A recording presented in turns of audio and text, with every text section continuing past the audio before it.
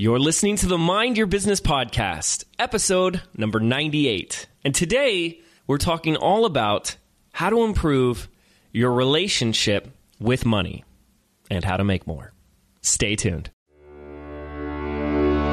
Hi, I'm James Wedmore, and I've built a multiple seven-figure internet business that offers the financial freedom to do what I want, when I want. And I'm the first to say that hard work and hustle are not essential ingredients for your success. So, how do you build a thriving business from the inside out? Now, with over 800,000 downloads, this is the Mind Your Business podcast. All right, hello. Thank you so much, you guys, for tuning in. My name is James Wedmore, host of the Mind Your Business podcast, and we are on the road. Today, I'm actually coming to you from the apartment that I rented with my wife, Chelsea, here in New York City. We're down in the West Village, taking a month to enjoy New York with the beautiful weather that we are having. And I actually just did a quick stopover in Toronto, Canada, where I got to meet up with a very, very good friend of mine, Stu McLaren. And we just wrapped up an amazing interview together. It was so good. And the hardest thing about that interview was having to end it because of time. But it was so good. Now, I've known Stu for a really long time. In fact, his kids were in our wedding. They were the ring bearer and the flower girl in our wedding, which we actually just celebrated our 1-year anniversary just a couple days ago. And most of our listeners have probably heard of Stu, and you might know Stu. He's accomplished a lot in his life, one of which was he co-founded Wishlist Member, a software platform that creates membership sites and online member portals for your digital products and content. But most recently, and this is an extraordinary accomplishment in and of itself, is in the last 8 months, Stu has started, launched, and grew a business from zero to just over $5 million in 8 months. Not bad. And he's done that primarily with his flagship product, Tribe, which teaches you how to have reoccurring revenue in your business. And when I launched my membership site 4 or 5 years ago now, Stu was the go-to person I went to for so much of what I learned and so much of what I was implementing. But we're not talking membership sites today. That's not why I have Stu on. You know, I like to talk less about the technical strategy here and more about the mindset.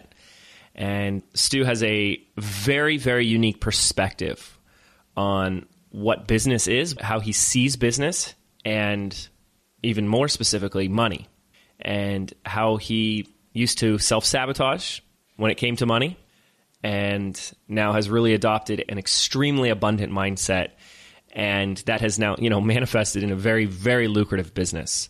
So I'm so excited to share this interview, and I think you're going to love it.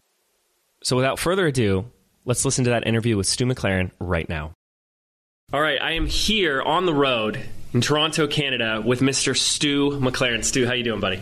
Well, listen, first of all, I am happy and grateful that you are here in Toronto because you are helping a brother out. Yes, we're here at a 2-day mastermind. Two-day mastermind where we're raising a whole bunch of money for our charity. So the people that are here paid a bunch of money to be here, to be able to mastermind and help each other with our businesses. But the main thing is that the money that they spent is going towards our charity, which is going to do a whole lot of good. And so I'm grateful that you're here and helping out with it. Yes, and the charity is World Teacher Aid. Yep. And you and your wife, Amy, run it. Yep. And we're actually really excited to be going to Kenya to help build the school this Finally, fall. We've convinced the Wedmores to come experience it because, it's a huge part of my life, my career. And it's one of the things that I love giving is that experience to other entrepreneurs because it just opens you up in a whole different way. Absolutely. And that's part of what we want to get into today on this episode. Your most recent business in this last year has just been an extraordinary year for you. 0 to over $5 million in revenue with your newest business venture. And that's extraordinary. And you're just getting started. Like, let's just be honest. You're just getting...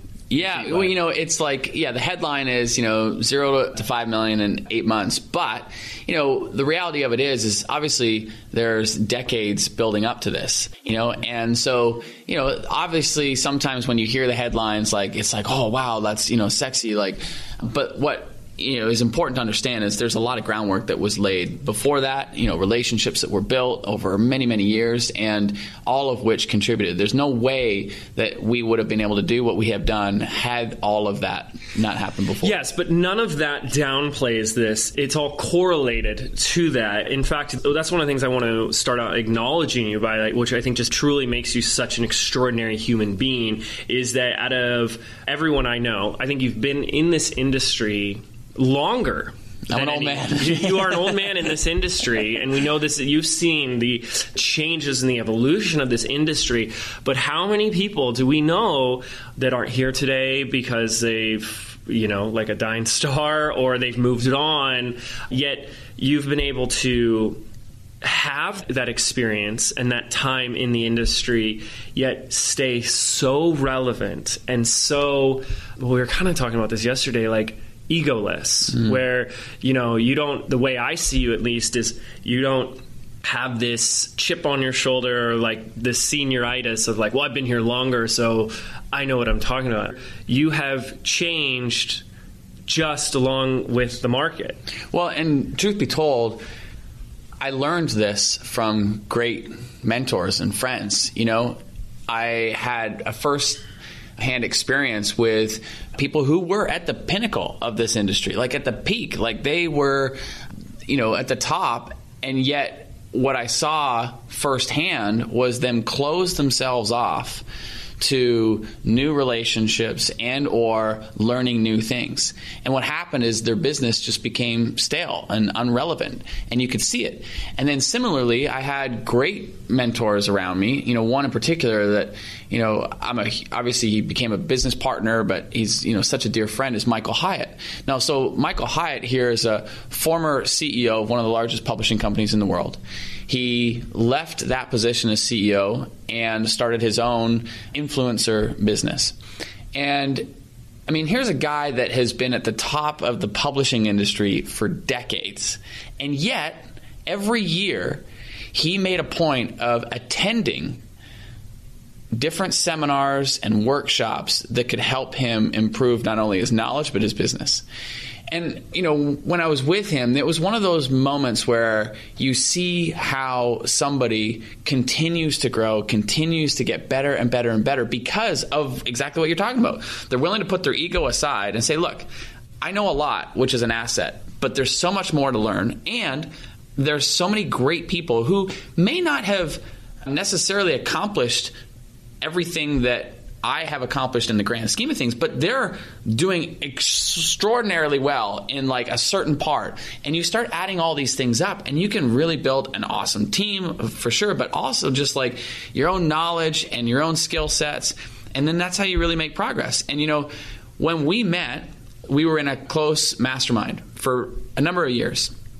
And the little nitty-gritty behind the scenes of that was that I recognized there was so much value in being in that group because every single person who was in that group was doing extraordinary things in their own particular area. Mm-hmm. And for me, I looked at it this is an awesome opportunity. These are all people who are kicking butt in a certain area. You at the time were hyper-focused on YouTube. And I was just man, I want to learn everything I can from him. And then once we got into the group, then I start realizing holy cow, these guys know a lot more and are so much skilled in so many other areas, and it was just an awesome opportunity. And I think that's one of the things that I've learned from great mentors is that the people that stay on top are the people that, put the ego aside, are always willing to learn from anybody, no matter what level they're at, because we can all learn something. And then using that in our own business moving forward. And here's the thing. Sometimes when people have customers and clients, they put themselves on the pedestal I'm the universe of body of knowledge. My customers must learn from me. But the reality of it is that your customers have so much to share with you and so much to teach you. And I think that there's so much value there too. So I don't know, man. It's an awesome world of opportunity to be able to continuously learn. And I think as long as you hold that near and dear, you'll continue to grow and continue to stay on top. I love that. And it is so true. So true. And I know you're still listening to podcasts, going to seminars and workshops and stuff like that. So it's beautiful to see the balance of that you're having the intake of new information as well as the output of it, of teaching and sharing. Well, think of it like this way. It's like, in order to have the output, you got to have the input. Mm-hmm. So if you stop taking stuff in, the stuff that you're putting out is going to become stale, old, and stagnated. So if you want to stay relevant, you've got to continuously fill yourself up. And that means putting yourself at conferences, at events where you're there to learn, not to speak, not to teach, but to learn. Yeah, it's a really powerful characteristic. Well, I know one thing you pride yourself on is simplicity. And I would say Stu is a simple man. You know, maybe we'll call him a simpleton. No, he's a simple man. You really are. And that is not to be taken lightly, because it's not easy. I envy that, to be honest with you. Do you get overwhelmed? Oh, for sure, dude. Listen, if you're not willing to admit as an entrepreneur that there are times of overwhelm, then you're not really growing your business at the level you could be. You know, of course, we all experience overwhelm, but that's my reason for trying to make things simple. Like even recently, like I was sharing with you yesterday, you know, our business has grown in this last year like crazy. Mm-hmm. And with that comes all kinds of new opportunity, aka complexity, many times. And there's so many different ways you can go with the business to grow it. And I was starting to feel overwhelmed. It was like all these things were stacking up. And what I know to be true is that the more balls in the air you have, the worse you become at juggling them. Mm-hmm. Does that make sense? Yes. So the goal for me is just to keep a few balls so that I am like hyper-focused on them. And then if I were to continue with the juggling analogy, then I can do a whole bunch of tricks. You know what I mean? Then I can become way, way better at juggling fewer balls, and I can build so much more momentum. This is wisdom from an experienced business owner. I think this must have come from years of experience, because this is not what you hear from someone who has started a business in the last year or two. Well, it's easy to get wrapped up in the excitement of the new opportunity that's coming. Yes. So you know, in the beginning, you're just focused on like, you know, getting the idea out there, making some sales, and when you make some sales, you're like, oh my goodness, like somebody actually likes me. They're actually getting value from this, and so you know, it's exciting. And with that, like if you do your job right and you're focused on helping your customers get the results, you're going to have great stories to tell, which is going to build momentum in your business and your marketing, and new opportunities are going to come at you left, right, and center. People are going to want to hire you. People are going to want to do this and that. And it's hard to say no, especially if you're an entrepreneur in the earlier stages. Yes. Because all you want and you're so desperately seeking is for people to say yes. Mm-hmm. And so it's really hard to say no to opportunities, but it's not necessarily saying no. Many times it's just saying not yet. Mm-hmm. And being hyper-focused on, you know, doing a few things really, really well. And you will gain way more momentum in your business and in your life if you focus on doing a few things and just do them really, really well. That's so true. And my last question on that is, do you use money or revenue as an indicator in some, or a measurement to help you decide what's a yes and what's a no? Like, do you ask yourself questions, how much revenue could this generate? Or is it a totally different litmus test that you're using? Well, in the business, not like charity or anything, but yeah. Well, I'm going to use an analogy that may or may not be appropriate, so viewer discretion advised. But, you know, listen, in business, there are many ways that you and I can make money, like highly profitable ways. And if we were only focused on that, then heck, like if you're starting out, why not get into prostitution? Like there's a ton of money in that. Mm-hmm. You know what I mean? So what stops you from doing that? Well, there's something else. There's another litmus test. And for me, the litmus test, when you ask, like, you know, what else contributes to whether I say yes or no to a thing, a lot of times it's stress.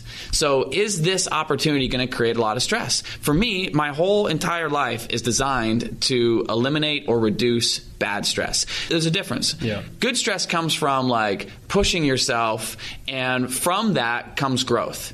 But bad stress comes when you are up at night and you can't sleep and you're worried and you're anxious and you're full of, you know, all kinds of doubt and all this kinds of stuff. And that's going to happen. But if you have a lot of that in your life, it's going to destroy your life. It's going to destroy relationships. And many times people don't acknowledge it for what it is and for the impact that it's having. But I'm telling you, if you eliminate stress in your life, everything else becomes better. And so for me, that's my number one thing that I look at. Number two is will it be profitable? Because it has to either meet or exceed the profitability of the things that I'm currently doing. If it doesn't, then it doesn't make sense for me to invest the time there. Yes. Because I've got more leverage elsewhere. You know what I mean? And then, so you're asking yourself questions to kind of play that out. Like, what's the potential revenue here? How could like, here's an example. So I have a friend of mine who I went to high school with. He's in my wedding party. Like, he's a dear friend of mine.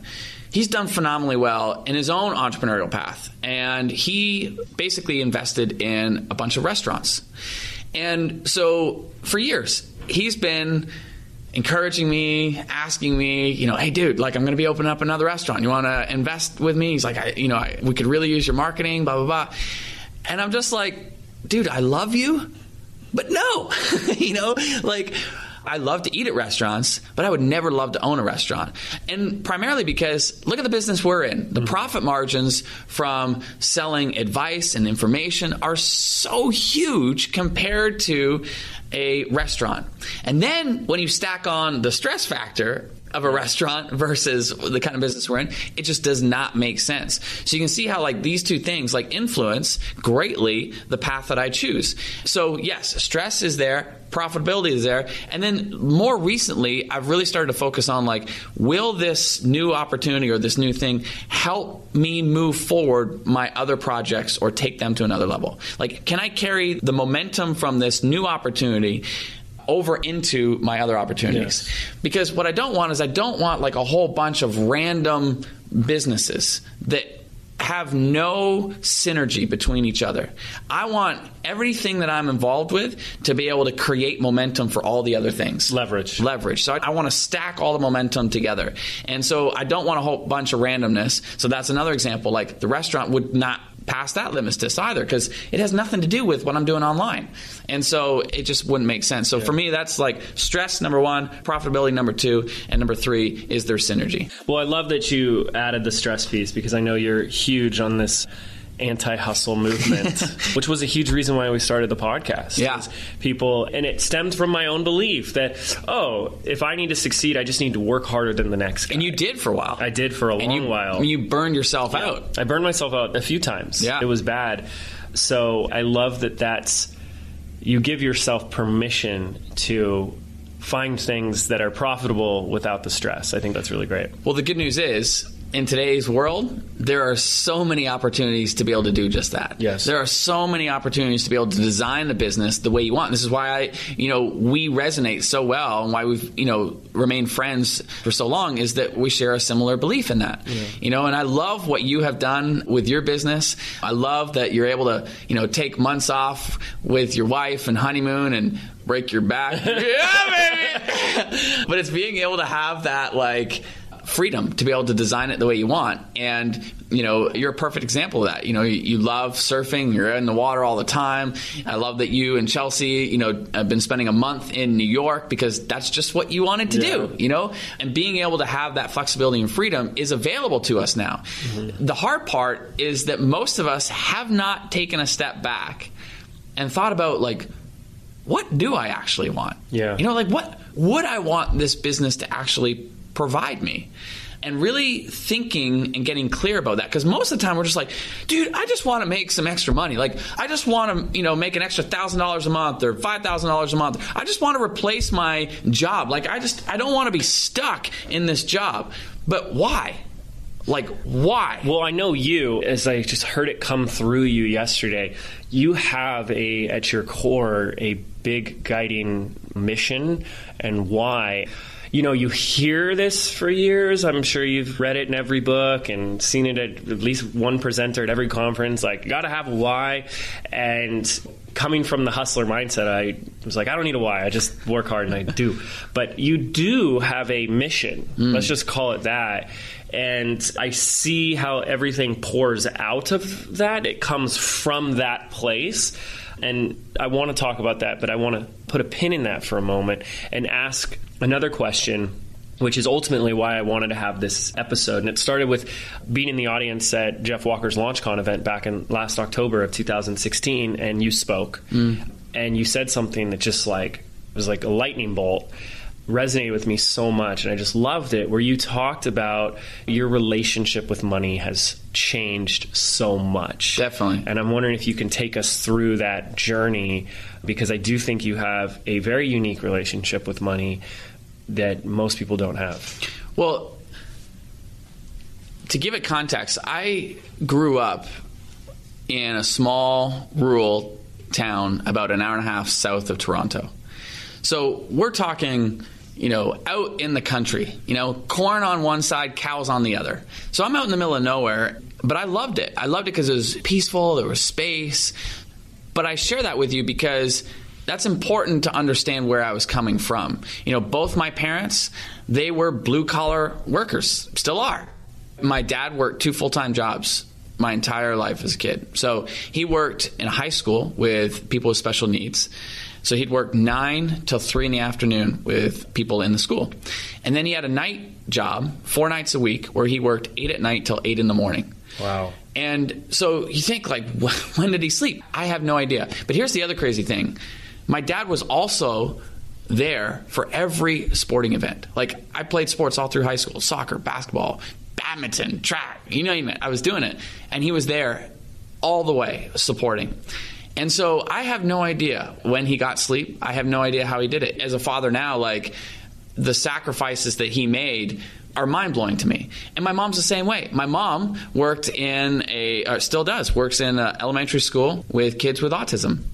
And then 3 nights a week, she would work in a fine dining restaurant. And so my parents would counterbalance it. So the nights that my dad was working, my mom wasn't. And the nights my mom was working, my dad wasn't. And it was just crazy to me to grow up into that. And so for me, money meant hard work. You got to put in the time.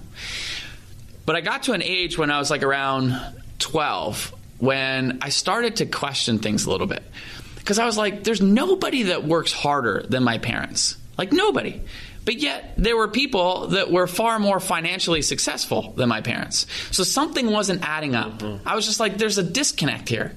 Hard work does not necessarily mean, better life. Yeah. And so that was when the seed was planted. I just kind of started, more and more thinking about that. And then later on, it kind of manifested itself where I realized the only way for me to really control my financial destiny was to, go out on my own and become an entrepreneur. And I did. And in my early 20s, it was more about my career was more about learning and just gaining experience and building relationships. So I worked for free for many people for many years to gain that experience, to develop those relationships. And those things just started compounding. Because of the relationships, I had more opportunities come to me, better opportunities, and I was learning so much. And then when I finally did start my business, I was doing well. In my mid-20s, I was earning multiple 6 figures. So I was earning more than both my parents combined. What I noticed in hindsight was that I would get to a certain point. For me, it was right around $250,000, $300,000 a year. And I'd get to that point, and then I would start self-sabotaging my own success, not realizing it at the time. Right.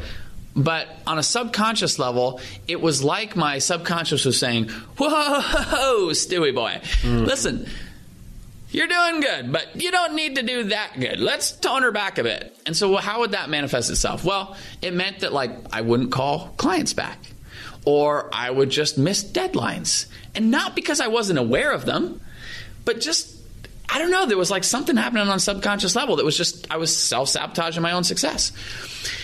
And it wasn't until my then girlfriend, now wife, Amy, when we went to Kenya for the very first time. And my wife has always been a traveler. She loves to travel, but not always to the resorts. She loves the resorts, don't get me wrong, but she also loves going on the off-beaten path. So she would travel to different countries, and she'd go and experience the culture and blah, blah, blah.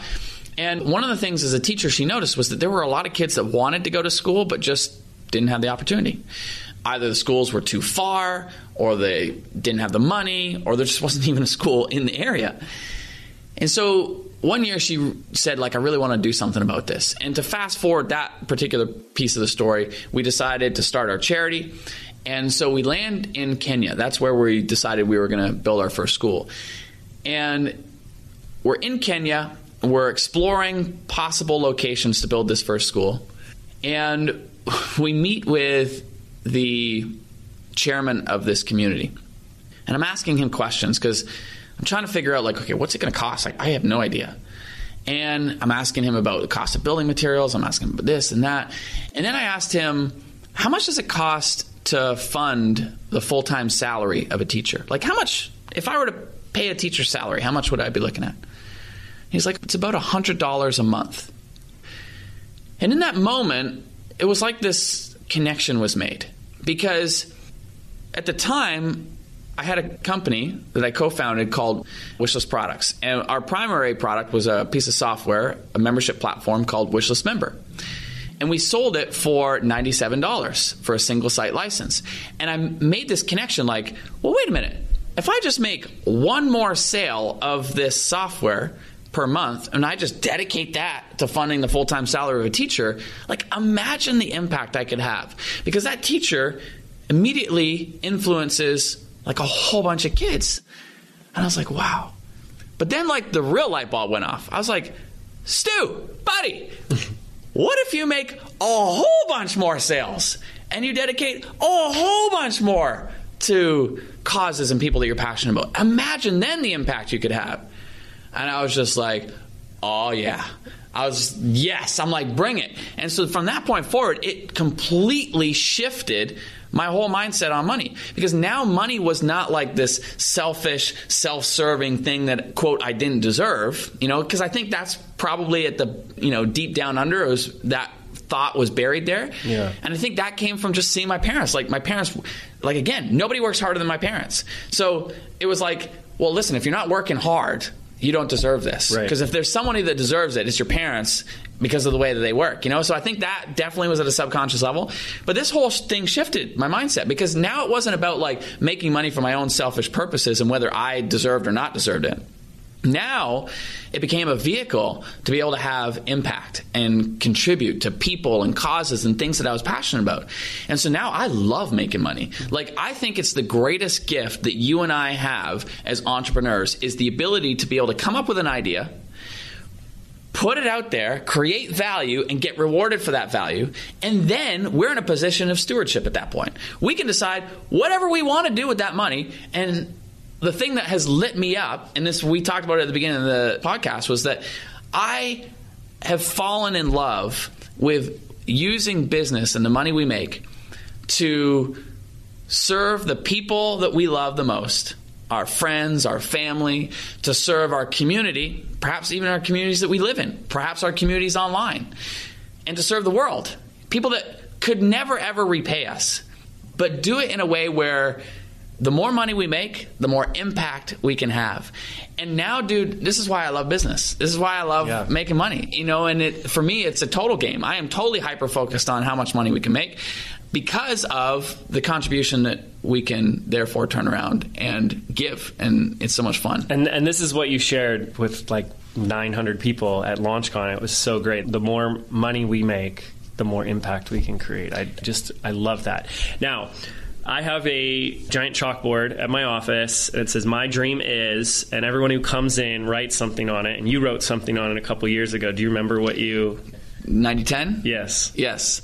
So, along with what we've just talked about, one of the things that I started doing was I started reading and researching other highly successful entrepreneurs who use their business as a vehicle for creating positive change. And there was a YouTube video that I'd highly recommend your listeners go and check out. It was called The Secret Billionaire. And it's the story of the guy who first started the airport duty-free shops. Like when you're in the airport and there's the duty-free shops? There's a guy that actually started that. That was like an idea that he started. And similarly, he started making like a boatload of money. I mean, I felt guilty about, making $250,000, $300,000. That was like, chump change to this guy. This was like pocket money. He was making billions of dollars with this, and he felt ridiculously guilty about it. And so what he started doing was he started secretly giving it away. Like, he was secretly building like universities and he was secretly donating like hundreds of millions of dollars anonymously. And like, in fact, in the video, they talk about like how he wanted anonymously to donate hundreds of millions of dollars to build this university over in Ireland, I think it was. And the priests that were like building it, they came into all kinds of conflict and tension because people were like, where are you guys getting this money? And they swore that they couldn't tell. And so people thought they were getting it from like drug trade or like, illegally or whatever. It was almost like he was trying to absolve himself of this guilt that he felt of making money by just like offloading it, in as many places as possible. But then over the years, almost like the exact same transformation and realization that I had, he experienced it too, where he realized like, this is a huge opportunity. And when he was 75 years old, he finally came out in public and shared what he was doing. And he shared like that his goal was to give away all of his money by the time he dies. So he started giving away $1 million a day to different people and causes and things that he was passionate about. And I just thought about it. I was just like, this is unbelievable. Like, it's so incredible. And there are so many other stories like that. Like, if you read the story of Paul Newman with the Paul Newman salad dressing, that's a whole business that was designed to give all that money away that company makes. Like, the entire time that Paul Newman was building that thing, the whole intention was to build a company that just gives the money away. Wow. It was just so inspiring. So, like, for me, like, it started getting me really thinking about, what do I want my legacy to be? And even just on a more granular level, what purpose do I want the business to have? And so I love making money, as I've talked about, because I love giving it away. And so my goal that I wrote on your board was to inverse tithing, where most people live on 90% of their income and give away 10%. That's the traditional tithing thing. What if we flipped that? What if we live on 10% and give away 90%? Imagine the impact we could have with that. Now, that doesn't necessarily mean that we sacrifice our lifestyle at all. Trust me, James, you know. Amy, my wife, and I, we like, the finer things in life. But what if we get an idea, a sense of like how much it costs us to have the lifestyle and the life that we want, and yet that cost is 10% of what we totally make. So let's just use simple math. Yeah. Let's say it costs me $1 million to live the lifestyle I want every year. Well, that's easy. That just means that the business needs to make $10 million a year. It's funny. I love this because I remember years ago we were hanging out. This is when I was in your old hometown for the Mumford & Sons concert. Yeah, good old Port Dover, Ontario. Port Dover, thank you. Yeah. You said, I believe there are two types of people when it comes to money. There's those that, that have good relationships with money, I guess, is those who get really good at saving money. Like, they have their budgets and they find the coupons. And he goes, and there are those that are really good at making it. Yeah, and this is what you're talking about. You're just saying increase that bottom line number so that 10% is bigger than somebody else's 90%. Totally. Yeah, and the reason that came up was because we had a neighbor who was really good at penny pinching. Really good at it. And probably really proud of that, too. Really proud of it. Like a negative bad No, thing. So it was like if they wanted to go on vacation, they're like, okay, this is how much money we make. If we want to go on vacation, it's going to cost this. We have to save. We have to figure out how to cut things back in order to create that money to be able to go do what we want to do. As entrepreneurs, it's a different mindset. As entrepreneurs, it's like, okay, if that's how much money it's going to cost, what do we need to do to create that? So it's like adding to it. It's like the same thing. It's like if the $1 million is what it takes for you to live the ultimate lifestyle you want, or even if it's $10 million. It's $10 million. What does that mean? It just means that your business got to make $100 million. Like, it's simple math. And what that does is now that pushes you as an entrepreneur to what? To make more money. And that's what we are wired to do. We are wired to see opportunities and to find opportunities that are going to allow us to be able to do that. And so for me, this is why I love being an entrepreneur. There's no limits on what we can do in our life and in the way that we want to contribute. I love this. And it's just such a new, empowering, and different way to look at our relationship with money, which is ultimately why one of the many reasons why I wanted to have you on here. So before we wrap up, can you cap this by sharing a little bit about what is that driving force for you? I know you just had a very clear mission that you shared yesterday that permeates into everything else that you're doing. Well, On a personal level, it's definitely this whole, live on 10%, give away 90%. Mm-hmm. And for the record, when I say give away, I'm not just talking about starting your own charity. Because this is what a lot of people have said to me. They're like, yeah, that sounds great, Stu, but I can't start my own nonprofit. You don't need to start your own nonprofit. Like, what I'm talking about is when I say contributing, I'm saying contributing to people that you love. I'm saying contributing to your local community. We support our kids' school as an example, or sports teams that your kids may be involved in, or any other ways that you want to locally get involved. Like, my brother-in-law does an amazing job. Like, he started this thing called 100 Guys. It's 100 Guys in Brantford. It's basically 100 guys in his particular town get together, and we all give $100. Some of us give more, but all give $100. And then 3 or 4 guys make a presentation on behalf of a local charity. Hey, this senior living home, they really need help for this particular reason. Or this shelter really needs help in the wintertime because they've got all these kids who don't have winter coats. Or whatever it is, So 3 or 4 guys make a presentation on behalf of a charity, and then all the guys vote on which charity should get the money, and it's guaranteed $10,000 that goes to that particular charity, local charity. Yeah. It's amazing, right? And this is what I'm talking about. The impact and contribution can come from so many different levels. And so with that, what I've realized, though, is that because of my shift and the way that I think about money and the way that I think about business and the thrill that comes from giving, it's made me a better businessman. It's made me better at business. And what I've found is I've attracted higher quality people into my life.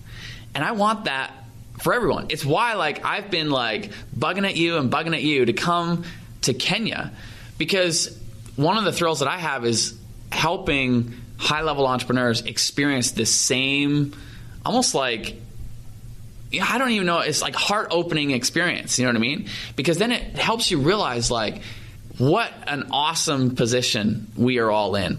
And so for me, I want to, in my business now, it's kind of I've got ultimate leverage. What if now, yes, I can do that for myself.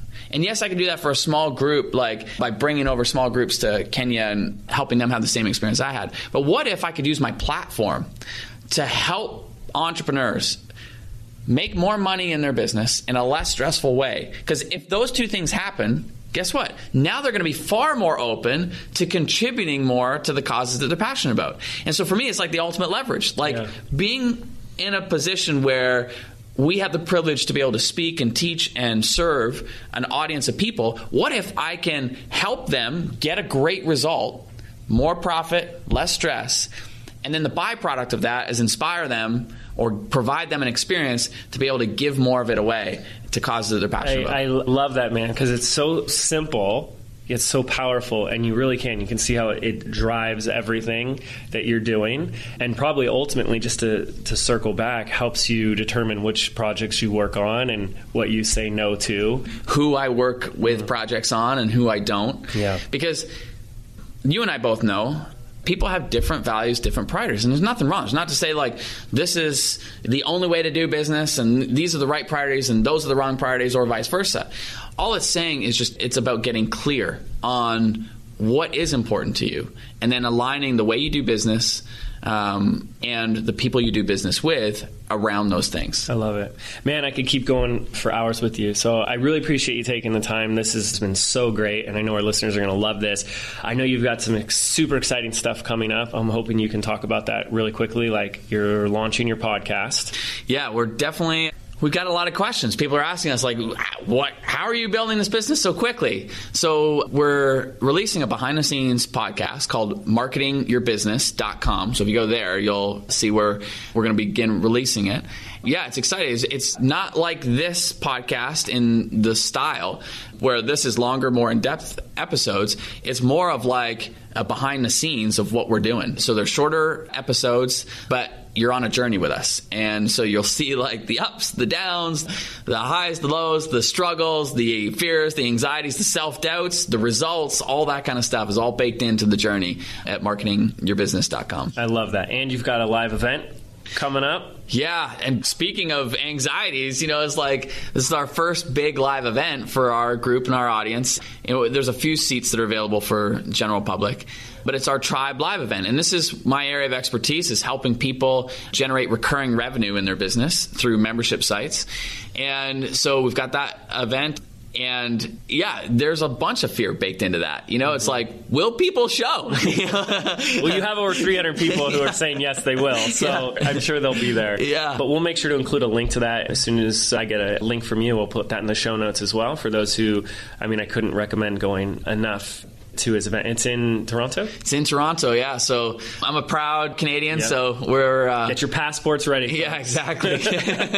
And then you've also got your Tribe workshop coming up it's still a ways off, but in November. Yeah, so the best way to find out about that is just to go to thetribecourse.com or tribeworkshop.com. Either one will take you there.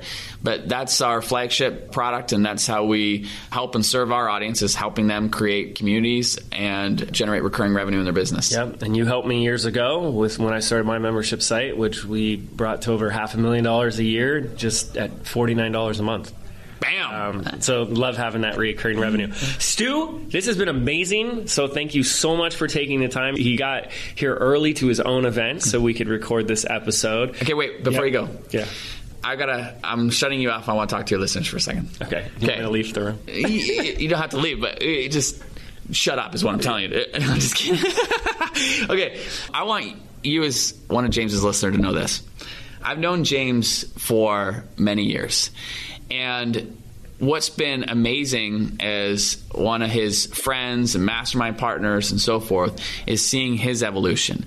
And what you may or may not realize behind the scenes is just how much he cares about you and how much he continues to work with his team to care and to serve and to provide value to you. And it's been amazing to see his transformation, because in the beginning, it was just like all of us as entrepreneurs. It was like, I'm building this business to serve my own lifestyle. But I've seen a dramatic shift in his focus. And the shift now is all about what can he do for you, his listeners, his audience? How can he best serve you, his listeners, his audience? And I just want you to know that you're in good hands. So if you're listening to the Mind Your Business podcast, which I do myself. I was telling James on my drive in here to Toronto, I was batch listening to a bunch of the back episodes. I was listening to the one with him and his lovely wife, Chelsea, talking about team building. I was listening to the one about creating your perfect day. And there's so many great episodes in this podcast. I just want you to know that you're in great hands. And behind the scenes, he is just as, if not more, dedicated to your success than he appears on the front end. Thanks, man. I really appreciate that. I appreciate you being on the podcast, taking the time. And thank you, everyone, for tuning in. We'll see you next time.